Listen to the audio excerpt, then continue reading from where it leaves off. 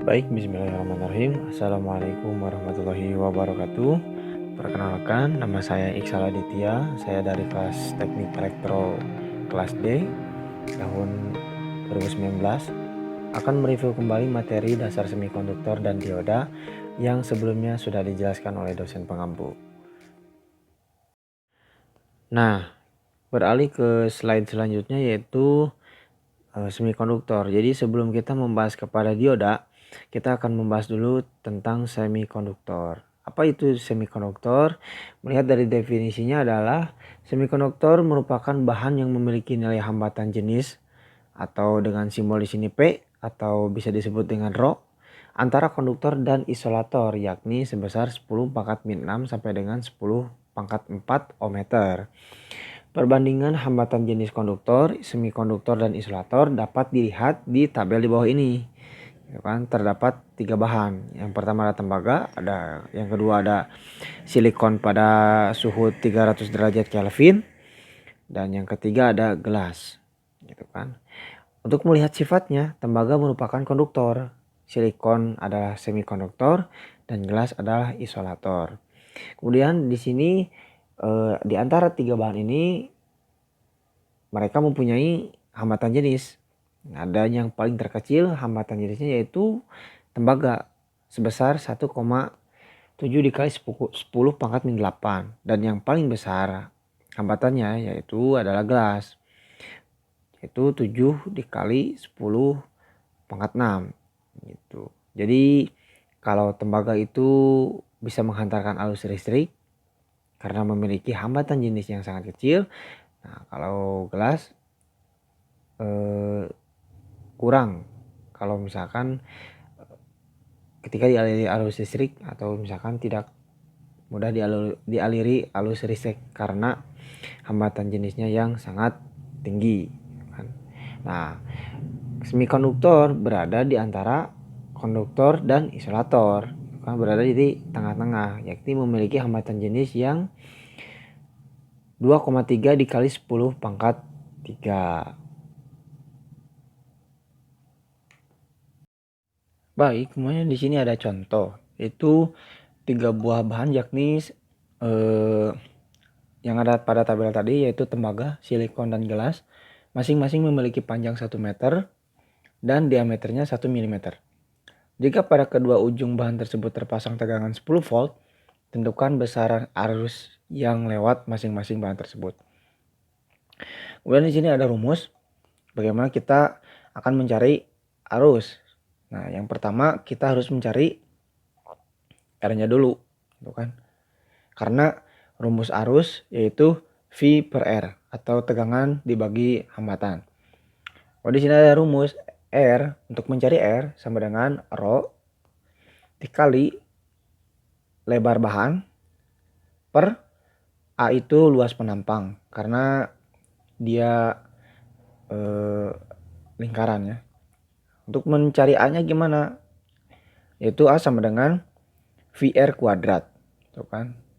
Nah, untuk mencari R-nya yaitu R sama dengan diameter dibagi 2, gitu kan? Jadi ketika kita sudah menemukan R, kita bisa menemukan luas penampang, dan ketika luas penampang sudah ditemukan maka kita bisa mencari R. Dan setelah R terketemukan, kita bisa mencari arusnya. Nah, bisa terlihat di sini yaitu ada tembaga, silikon, dan gelas. Di sini juga sudah ada arusnya. Kita beralih dulu ke slide sebelumnya, yaitu ketika kita sudah menemukan jari-jari, kemudian kita sudah menemukan luas penampang, dan kemudian kita sudah menemukan R atau hambatannya. Ini merupakan hambatan dari jenis-jenis bahan tersebut ya. Jadi beda-beda, ada tembaga, silikon, dan gelas. Tuh, ketika R-nya sudah terdapat, selanjutnya kita hitung yaitu ke rumus I sama dengan V per R. Dan arus yang kita dapatkan dari masing-masing bahan tersebut yaitu yang pertama untuk tembaga adalah 0,46 dikali 10 pangkat 3 ampere. Jadi tembaga ini bahan yang mudah untuk dialiri arus listrik ya. Kemudian di sini ada silikon yaitu 3,41 dikali 10 pangkat 9 ampere. Dan yang ketiga ada gelas, yaitu 1,12 dikali 10 pangkat min 12 ampere. Jadi untuk gelas ini merupakan bahan yang tidak mudah dialiri arus listrik ya. Kemudian diperhatikan arus yang mengalir pada bahan-bahan tersebut. Dari yang terbesar adalah konduktor, yaitu tembaga, yang kedua ada semikonduktor yaitu silikon, dan yang ketiga adalah isolator dengan diberi tegangan 10 volt. Nah, kita ke slide selanjutnya yaitu ada bahan-bahan semikonduktor. Nah, bahan-bahan semikonduktor di sini ada 3, yaitu ada trivalen, tetravalen, dan pentavalen. Nah, untuk trivalen yaitu logam-logam yang memiliki atom-atom dengan jumlah elektron terluar 3 buah seperti boron, gallium, dan indium. Dan seperti boron, gallium itu merupakan tabel periodik dari kimia. Jadi kita bersinggungan atau kita membahas sedikit tentang kimia karena bahan semikonduktor ini terbuat dari bahan kimia. Tetravalen, nah untuk yang kedua adalah tetravalen, yaitu logam-logam yang memiliki atom-atom dengan jumlah elektron terluar 4 buah seperti silikon, germanium, gitu kan. Dan yang ketiga ada pentavalen, yaitu logam-logam yang memiliki atom-atom dengan jumlah elektron terluar 5 buah seperti fosfor, arsenikum, dan antimon. Nah, kemudian di sini ada tabel periodiknya, yaitu dari bahan-bahan atau contoh bahan semikonduktor gitu kan. Di sini ada golongan 3, yaitu di sini ada boron, aluminium, gallium, dan indium. Kemudian ada golongan 4, yaitu ada karbon, silikon, germanium, dan tin. Kemudian ada 5 adalah nitrogen, fosforus, arsenik, dan antimoni. Nah, untuk kita ke slide selanjutnya. Untuk bahan-bahan semikonduktor, yaitu bahan yang paling banyak digunakan adalah silikon dan germanium karena jumlah elektron silikon yaitu 14 buah dan jumlah elektron germanium yaitu 13 buah. Kita lihat lagi, yaitu silikon dan germanium berada di golongan 4A.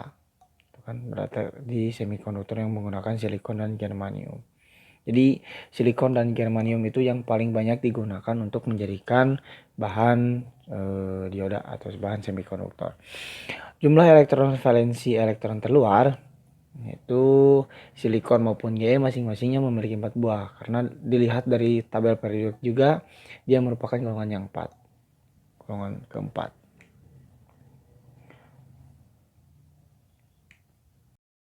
Nah, kemudian kita akan lanjut ke slide selanjutnya, yaitu di sini ada jenis semikonduktor. Nah, kemudian jenis semikonduktor itu ada 2 macam, ada yang intrinsik dan ada yang non intrinsik gitu kan. Untuk intrinsik sendiri yaitu murni dan ada yang tidak murni. Semikonduktor intrinsik merupakan semikonduktor murni dan tidak cacat. Nah, contohnya silikon murni. Kemudian kita lihat di sini ada visualisasi 3 dimensi dan 2 dimensi untuk ikatan kovalennya kan. Nah, di sini ada elektron valensi yang berwarna hitam ini. Nah, struktur kristal Si pengulangan secara teratur satuan sel 3 dimensi berbentuk tetrahedral. Nah, kemudian di sini ada semikonduktor intrinsik pada suhu yang sangat rendah. Itu semua elektron berada pada ikatan kovalen. Kemudian yang kedua ada tidak ada elektron bebas atau tidak ada pembawa muatan sehingga bersifat sebagai isolator.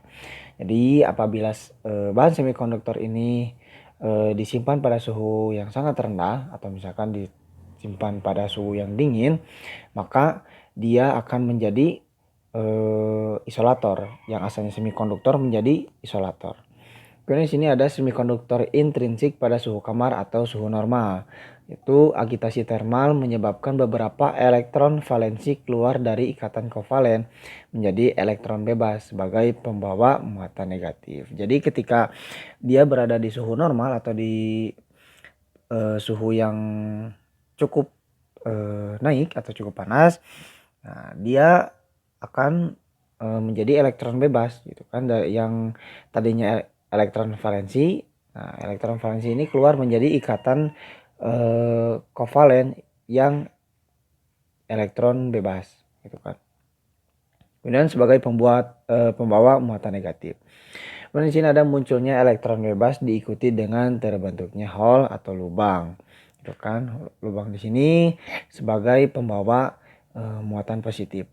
Kemudian peristiwanya itu disebut pembangkitan atau generation. Nah, kemudian jika dipasang beda potensial atau dipasang tegangan, maka akan terjadi aliran arus atau sebagai konduktor dengan konduktansi rendah.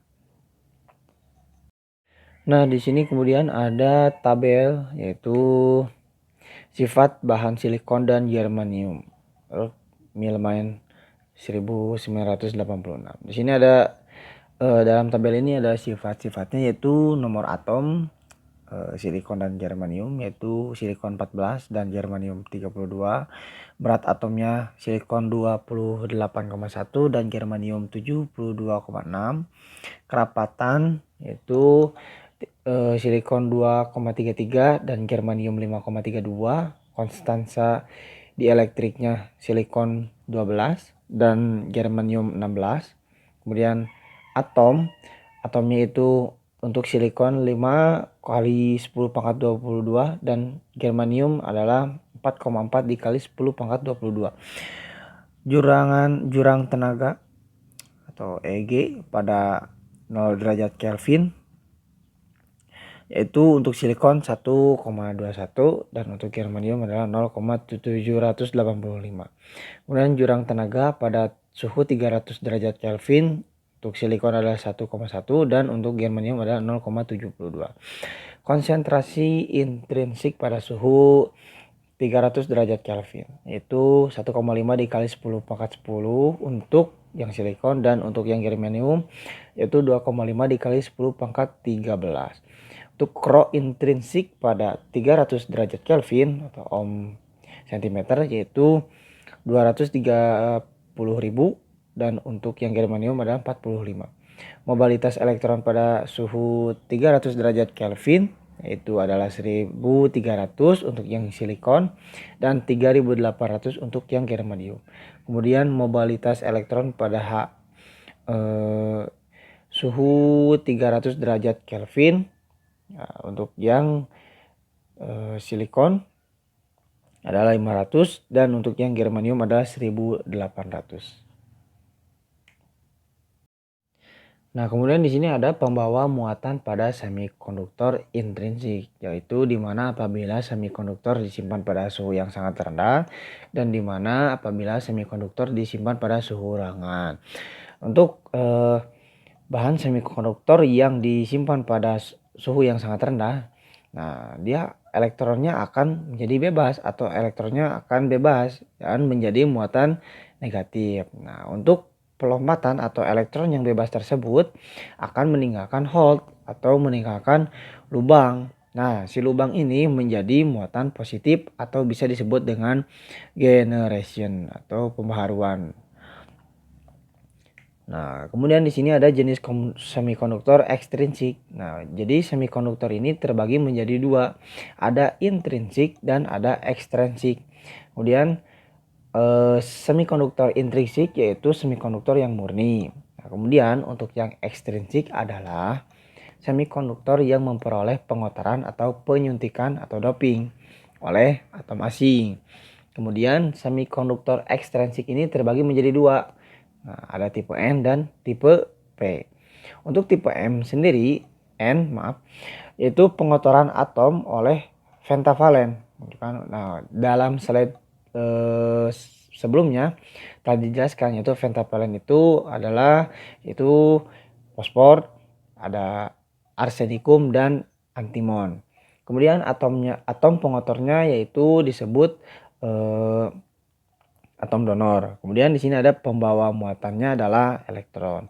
Kemudian untuk yang semikonduktor tipe P yaitu memiliki sifat pengotorannya oleh atom trivalen atau pendonorannya oleh atom trivalen, yaitu boron, gallium, dan indium. Nah, untuk atom pengotornya disebut atom akseptor. Nah, untuk pembawa muatannya adalah hold atau positif. Nah, di sini kemudian dijelaskan yaitu tujuan doping. Ya, untuk tujuan doping adalah meningkatkan konduktivitas semikonduktor dan memperoleh semikonduktor dengan hanya satu pembawa muatan elektron atau muatan elektron atau hol saja gitu. Jadi untuk materi tambahan atau tambahannya yaitu untuk konduktivitas, yaitu adalah kemampuan suatu bahan untuk menghantarkan arus listrik. Jadi semakin meningkat konduktivitas semikonduktornya, semakin meningkat pula penghantaran arus listriknya gitu. Dan semikonduktor ini hanya membawa satu muatan saja, yaitu elektron atau hol. Tuh, kemudian ada perbandingan doping, yaitu atom dopen atau atom doping dibandingkan dengan atom murni, yaitu sama dengan 1/10⁻⁶ sampai dengan 10⁻⁸. Dopan adalah atom pengotor. Nah, atom-atom dopan pada semikonduktor tipe N adalah atom-atom pentavalen dan dinamakan atom donor. Sedangkan pada semikonduktor tipe P trivalen dan dinamakan atom akseptor. Nah, kemudian di sini ada semikonduktor tipe N gitu kan. Di sini ada ikatan kovalennya di mana elektron bebas sebagian besar terjadi karena doping dan sebagian kecil lainnya bersama hold karena generation akibat agitasi termal atau perubahan suhu. Elektron bebas menjadi pembawa muatan mayoritas dan hold sebagai pembawa muatan minoritas. Nah, di sini terlihat jelas gitu ya bahwa atom-atom yang lain 4. Nah, untuk yang di sini atomnya adalah positif 5 karena penambahan atau didoping, kan didoping dengan elektron muatan yang lain sehingga akan meningkatkan konduktivitas yaitu positif 5. Dan kemudian untuk semikonduktor tipe P yaitu hold sebagian besar terjadi karena doping dan sebagian kecil lainnya bersama elektron bebas karena generation akibat agitasi termal. Hol menjadi pembawa muatan mayoritas dan elektron bebas sebagai pembawa muatan minoritas. Jadi untuk tipe P ini yaitu kebalikan dari tipe N, yaitu dimana apabila tipe N didoping yaitu bertambah nilai atomnya, kalau ini berkurang yang asalnya positif 4 menjadi positif 3 karena di sini ada hole itu kan atau ada generation jadi positif 3. Nah, kemudian di sini ada piranti semikonduktor ya. Di antaranya ada dioda. Kemudian di sini ada IC juga, kemudian ada LED. Nah, untuk piranti di sini yang menggunakan bahan semikonduktor ya. Ada IC, ada LED, ada juga dioda. Nah, masuk ke pembahasan dioda.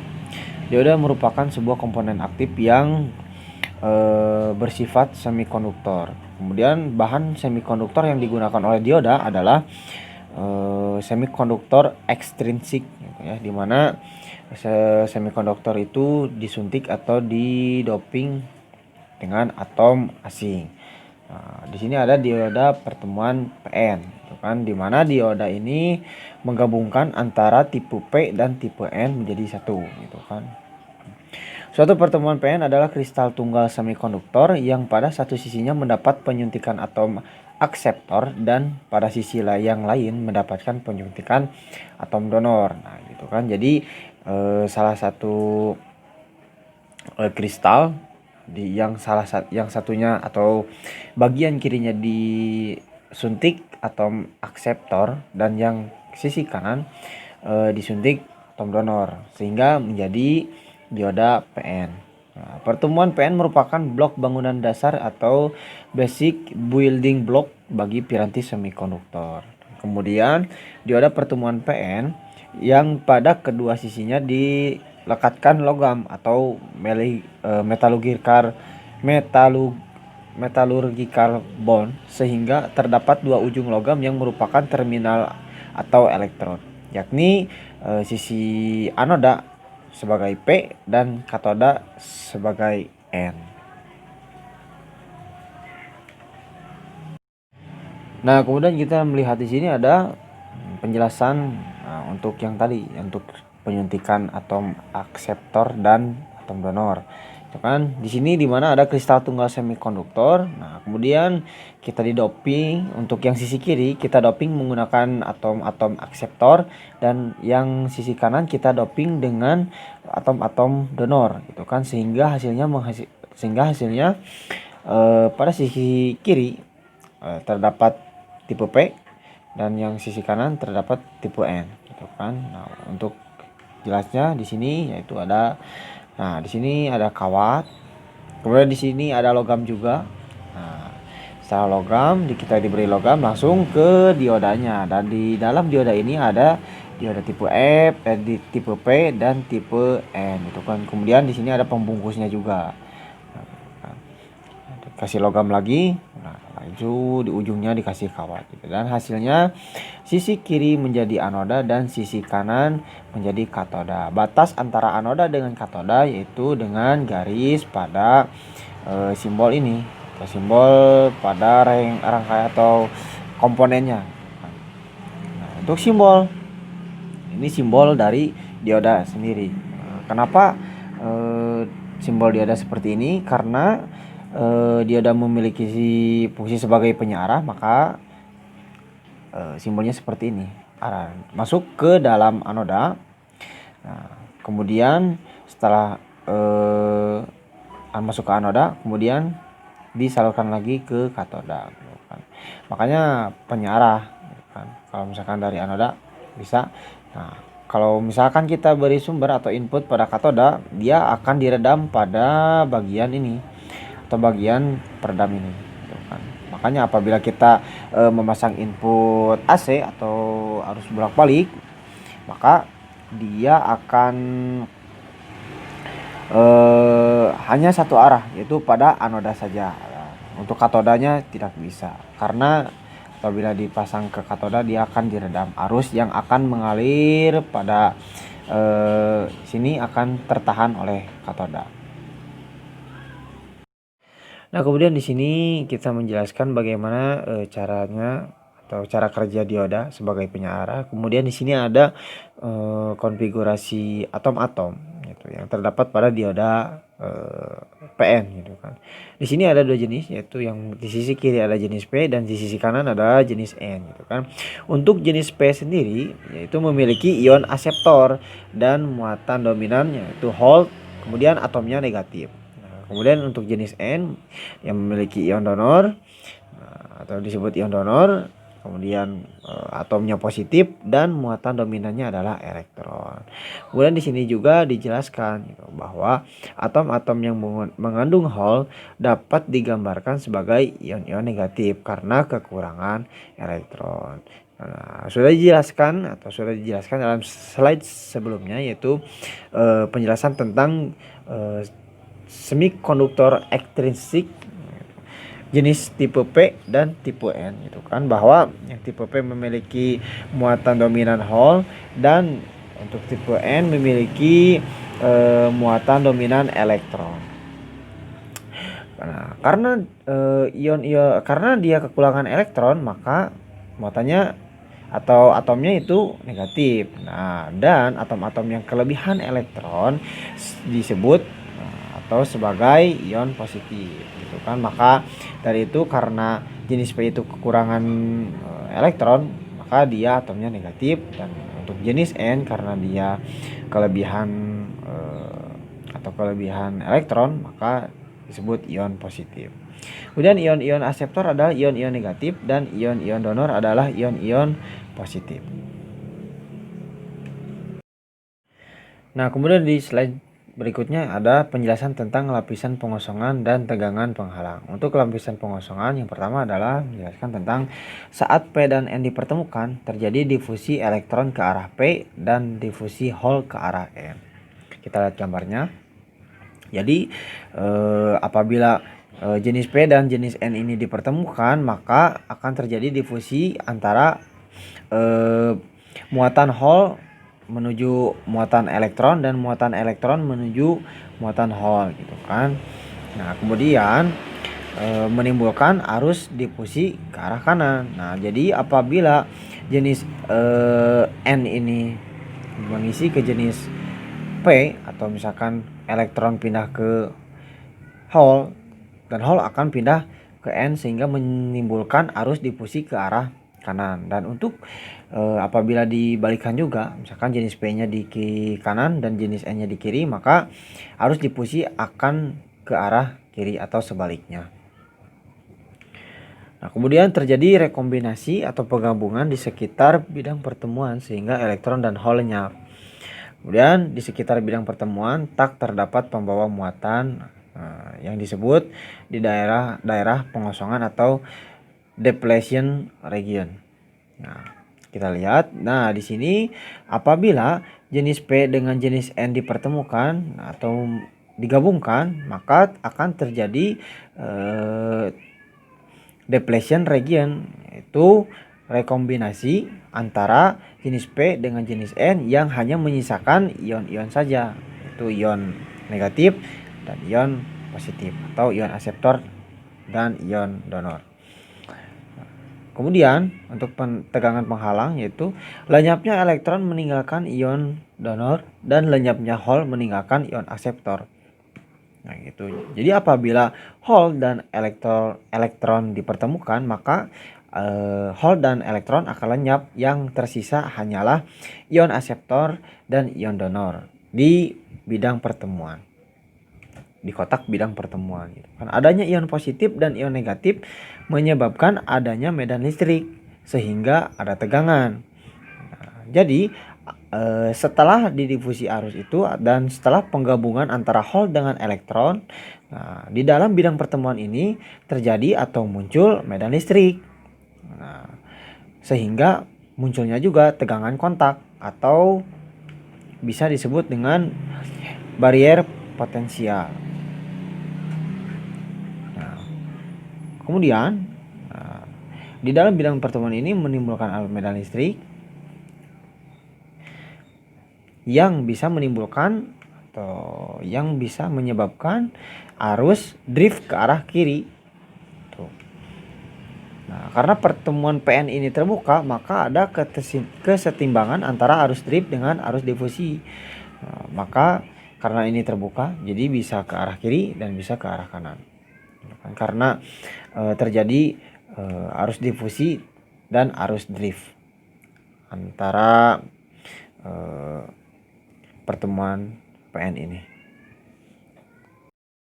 Nah, kemudian kita akan membahas tentang pembiasan pada dioda. Nah, untuk pembiasan tersebut terbagi menjadi dua. Di sini kita akan membahas terlebih dahulu tentang pembiasan maju. Nah, untuk pembiasan maju tergantung pada kaki input yang dipasang pada rangkaian atau yang masuk ke dioda tersebut gitu kan. Di sini terlihat gitu kan bahwa tipe P disimpan pada sisi kiri dan tipe N disimpan pada sisi kanan. Gitu. Apabila input dipasang pada jalur yang menuju anoda, maka keluarannya atau inputnya atau jalannya menuju ke anoda gitu kan. Jadi adanya VD. Nah, ini VD itu penggabungan antara jenis P dan N gitu kan, menyebabkan arus difusi lebih besar dari arus drift gitu kan, karena tegangan input yang masuk pada dioda itu melewati anoda ke katoda, jadi arus dominan mengarah ke arah kanan itu yang menyebabkan arus difusi lebih besar dari arus drift. Jika potensial penghalang sebelum VD adalah V0, maka potensial penghalang turun menjadi V0 dikurang VD dan daerah pengosongan menjadi sempit. Jadi munculnya Vd ini menyebabkan lapisan pengosongan ini menjadi semakin sempit, yang menyebabkan pembawa mayoritas punya energi yang cukup untuk melewati potensial penghalang. Jadi di dalam Vd ini terdapat tegangan pelindung, gitu kan. Jadi apabila tegangan input yang masuk ke dalam dioda ini atau ke dalam Vd ini harus bisa melebihi tegangan pelindungnya. Apabila kurang dari tegangan pelindung, maka kita tidak bisa atau melewati potensial penghalang yang ada di dioda tersebut. Tapi apabila tegangan input yang masuk pada dioda lebih dari tegangan pelindungnya, maka kita bisa melewati potensial penghalang. Kemudian hole dari sisi P dapat melewati daerah pengosongan menjadi pembawa minoritas dari sisi N. Jadi hole-hole yang yang terdapat pada jenis P bisa ketika pembiasan maju, maka hole-hole yang ini akan bisa melewati lapisan pengosongan karena yang tadi, kan, karena munculnya Vd, maka lapisan daerah pengosongan menjadi sempit dan hole-hole ini bisa bergerak maju ke daerah lapisan tipe N, kan.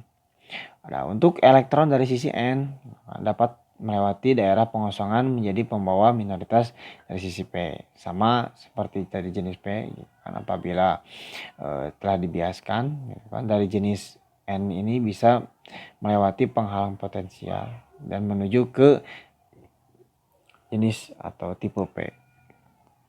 Kemudian jumlah arus dari elektron dan hole merupakan arus total yang lewat dioda. Jadi arus dari elektron dan hole merupakan arus total yang dilewat kepada dioda, gitu. Jadi di sini terdapat jumlah arus yang merupakan total dari dioda tersebut. Nah, setelah kita sudah menjelaskan tentang pembiasan maju, maka kita akan menjelaskan tentang pembiasan mundur atau bisa disebut dengan reverse bias. Nah, untuk reverse bias sendiri yaitu input dipasang pada kaki katoda. Nah, kalau untuk pembiasan maju itu inputnya dipasang pada kaki anoda.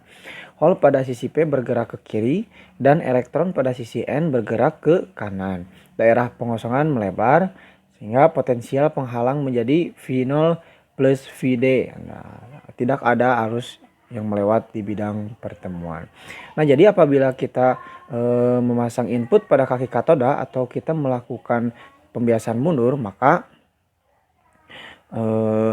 hole akan bergerak ke kiri dan elektron akan bergerak ke kanan dan mereka akan saling menjauhi, gitu ya, karena pembiasan mundur, sehingga daerah pengosongannya melebar di sini.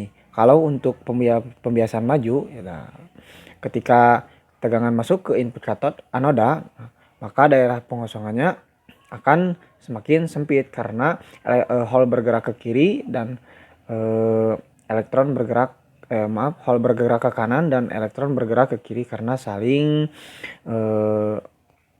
bertemu. Nah, untuk yang pembiasan mundur ini, dia hole-nya itu bergerak ke kiri dan elektronnya bergerak ke kanan menuju katoda, sehingga potensial penghalang menjadi V0 plus Vd. Ya. Makanya di sini daerah pengosongannya menjadi lebar dan tidak ada arus yang melewati bidang pertemuan. Jadi hanya diredam di arah katoda aja. Karena daerah pengosongan pada dasarnya merupakan semikonduktor intrinsik. Nah, jadi daerah pengosongan ini merupakan daerah semikonduktor yang murni, beda dengan jenis P dan jenis N. Nah, untuk jenis P dan jenis N itu merupakan semikonduktor tidak murni, ya, atau hasil dopingan atau hasil penyuntikan. Agitasi termal dapat menyebabkan terjadinya generation sehingga muncul pasangan elektron dan hole pada daerah ini. Kemudian pengaruh medan listrik yang terpasang pada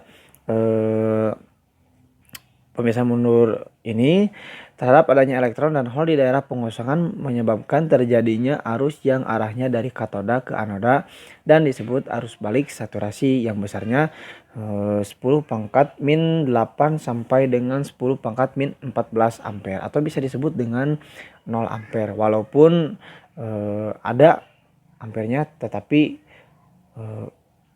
sedikit atau kecil sama sekali gitu ya.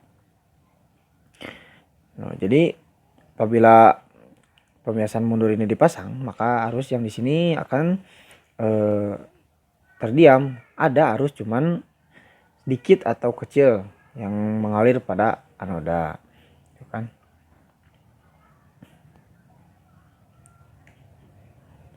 Nah, kemudian di sini ada grafik arus dioda. Nah, untuk grafik arus dioda, nah apabila kita mensuplai tegangan forward bias, nah maka dia akan bergerak atau stabil di 0. Kemudian apabila dia sudah mencapai batasnya atau sudah melewati penghalang atau tegangannya, nah maka dia akan naik dan stabil di 0,7 dan berbanding terbalik dengan reverse bias gitu. Apabila dia disuplai tegangannya melebihi dari penghalang gitu kan, melebihi dari penghalangnya, maka dia akan terjadi breakdown sehingga arus yang mengalir ke katoda dan anoda itu ada arusnya gitu kan, sehingga fungsi dari peredam dari katoda ini rusak atau tidak bisa difungsikan karena tegangan yang masuk terlalu tinggi kepada katoda ini sehingga menyebabkan breakdown dan bisa mengaliri arus listrik dari katoda menuju anoda. Nah, kemudian di sini dasar analisa dioda gitu kan. Simbol dioda itu udah dijelaskan juga dari slide-slide sebelumnya bahwa anoda itu mempunyai daerah yang lebar gitu. Sedangkan katoda bisa dibaca dengan dibatasi oleh simbol garis abu-abu ini atau gelang abu-abu ini gitu. Jadi apabila kita melihat dari komponennya langsung gitu, apabila kita ingin mengetahui antara anoda atau katoda, maka lihat dari gambarnya ya. Apabila ruangannya yang lebih lebar berarti itu anoda, dan apabila ada gelang yang di ujungnya atau berwarna abu biasanya berarti itu katoda. Bisa dibalik, jadi apabila kita ingin membalik katoda di kiri dan anoda di kanan, maka gelang ini atau warna abu ini pindah ke sisi kiri dan yang lebarnya di sisi kanan. Kemudian di sini simbolnya yaitu dari anoda merupakan karena dioda itu penyarah, maka dia mengarahnya ke satu arah yaitu ke arah kanan untuk yang anoda. Kemudian yang katoda itu simbolnya garis vertikal itu ya yang menutupi peredaman atau menutupi segitiga gitu ya. Yang dari anoda menuju katoda itu sebagai peredamnya.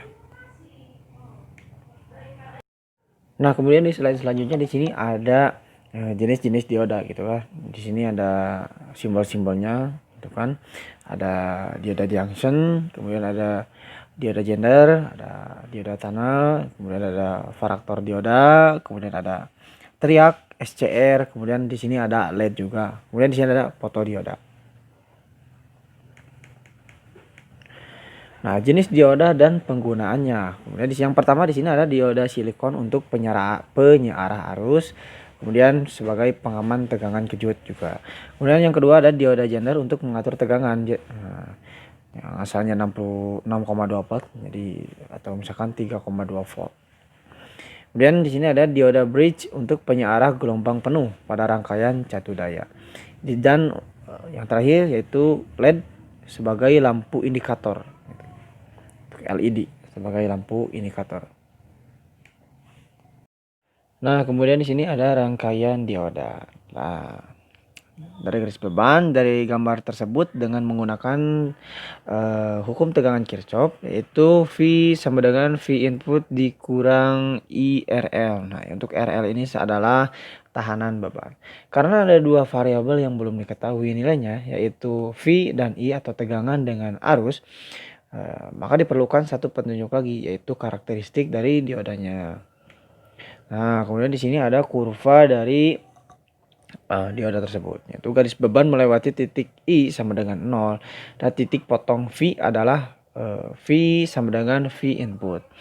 Nah, garis yang lurus atau diagonal ini merupakan beban ya. Kemudian di sini ada kurva yang menuju ke atas, nah itu merupakan kurva dari pembiasan maju atau forward bias. Tuh kan. Kemudian di sini ada VI per RL. Nah, untuk VI per RL itu merupakan arus saturasi dari dioda tersebut. Gitu. Arus saturasi akan terjadi apabila VI per RL saja tanpa dipengaruhi oleh komponen-komponen yang lain. Kemudian arus akan sama dengan 0 apabila apabila V sama dengan V P, yaitu untuk P-nya sendiri adalah merupakan dari hasil dari penyaarah si dioda tersebut, yaitu dimana VI dikurang I dikali RL.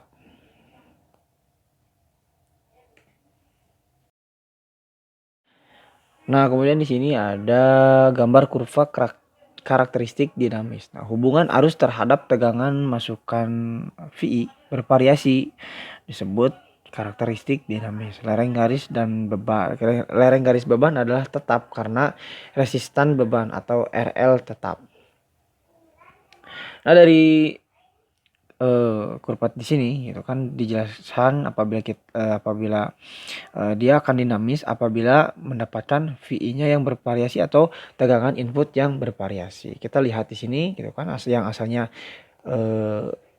arus saturasinya VI per RL saja menjadi naik menjadi VI aksen per RL gitu kan, yang asalnya titik pertemuannya di A menjadi A aksen gitu kan, sehingga menghasilkan kurva karakteristik yang dinamis.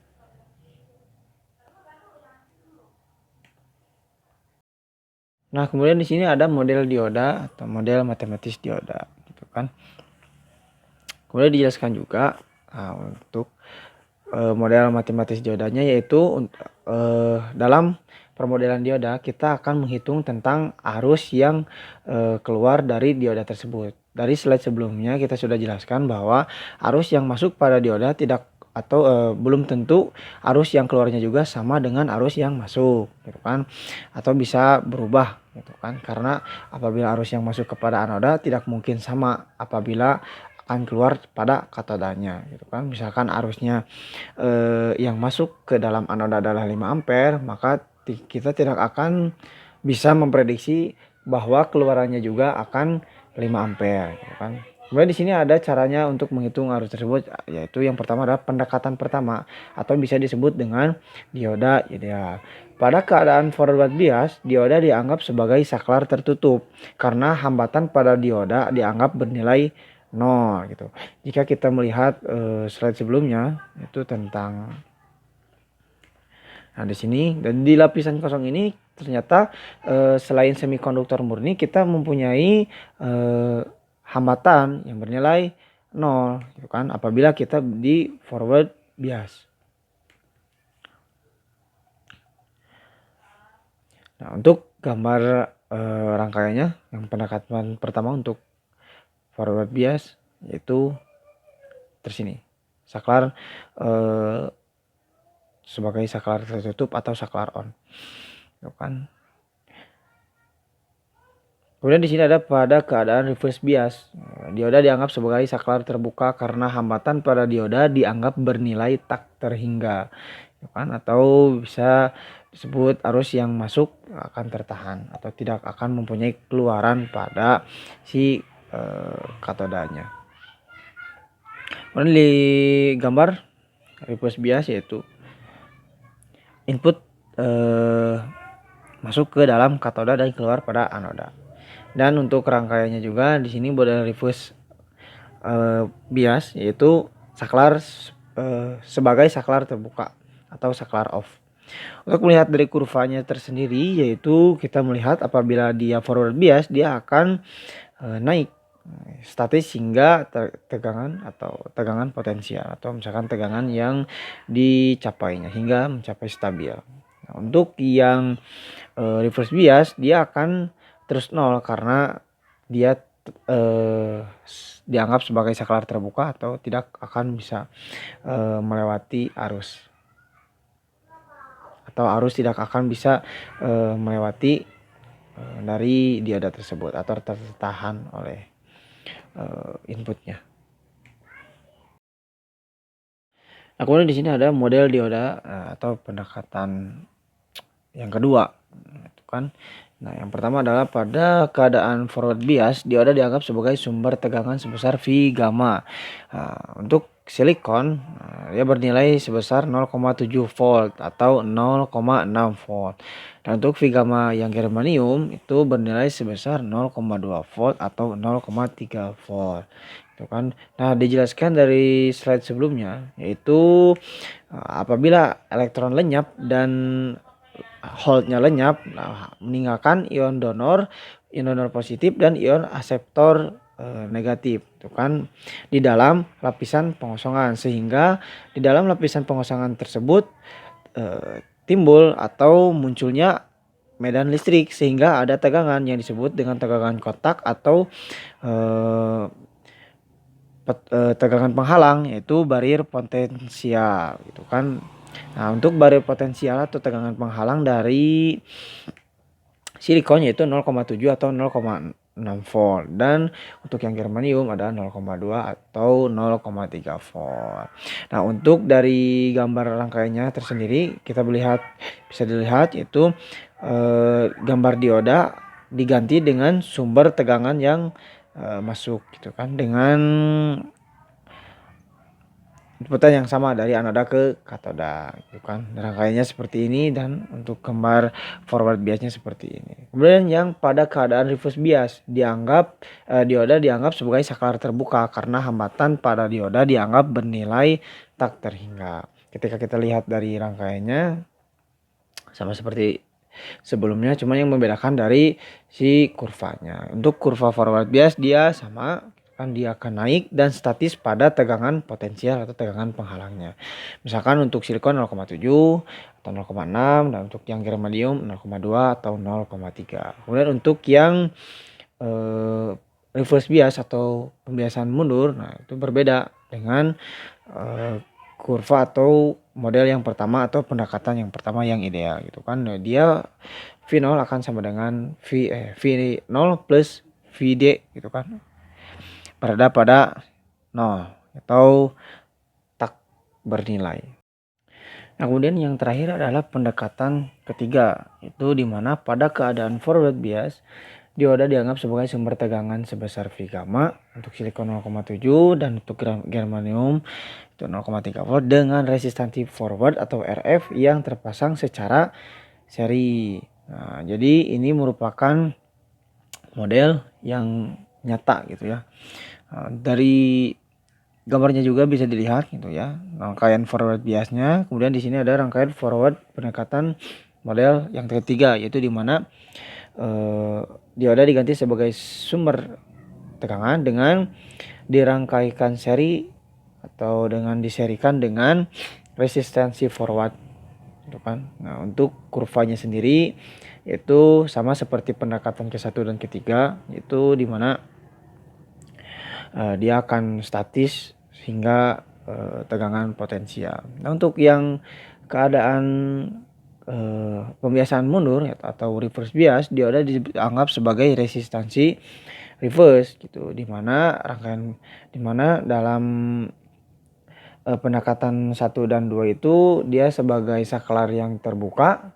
Kemudian untuk yang pendekatan yang ketiga, dia sebagai resistansi reverse atau RR, gitu kan. Nah, untuk modelnya seperti ini, gitu kan, dia diodanya diganti menjadi RR atau resistansi reverse. Kemudian di sini ada contoh soal. Di sini ada rangkaian juga. Nah, untuk soalnya yaitu perhatikan rangkaian dioda di samping ini.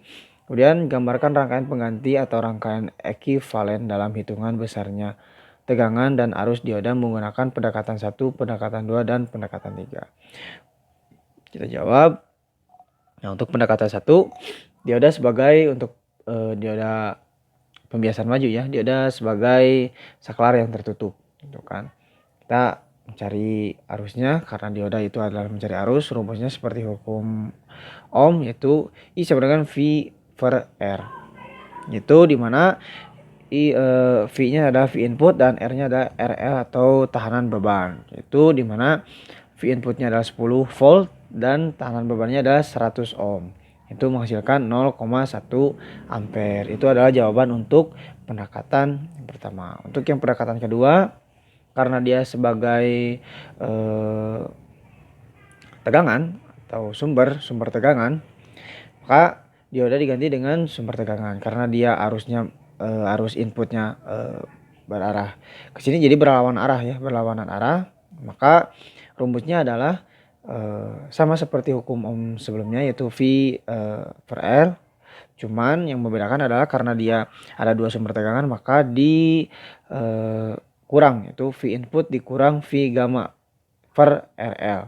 Itu sama dengan 10 volt dikurang 0,6 karena V gammanya menggunakan silikon, yaitu silikon 0,6, maka dikurang 0,6 dibagi 100 ohm yang menghasilkan adalah 0,094 ampere gitu ya. Dari pendekatan pertama dengan pendekatan kedua itu bisa dilihat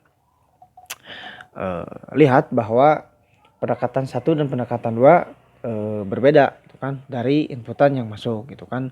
Apabila pendekatan 1 0,1, pendekatan 2 itu lebih kecil dari pendekatan 1, yaitu 0,094 ampere, lebih kecil dari pendekatan 1. Kemudian yang pendekatan ketiga yaitu